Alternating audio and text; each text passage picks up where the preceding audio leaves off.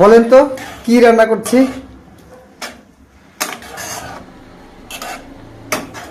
বুঝতে পারছেন কি রান্না করছি? এটা হচ্ছে কলার মোচা। এতক্ষণ যে মোচা রান্না করা দেখছিলেন, এবার হচ্ছে মশলার পর্ব। হ্যাঁ, দেখতে থাকুন। এটা হচ্ছে মশলা দেওয়া হচ্ছে, মশলার সঙ্গে মিক্সিং বলা হয় এটাকে, বুঝলেন তো? তারপর আস্তে আস্তে মোচা রান্না করা আপনাদেরকে দেখাচ্ছি আজকে, দেখতে থাকুন। এটা হচ্ছে মশলা, মশলা মিক্সিং চলছে। তাহলে মশলা কষা আপনারা দেখছেন, আসলে রান্না করার মধ্যেও যে একটা মজা আছে, এই মশলা কষার মধ্যে আপনারা অনেকটা লক্ষ্য করতে পারবেন। তো মশলা মিক্সিং এবার শেষ, এবার হলো মোচাটা ঢেলে দিলাম।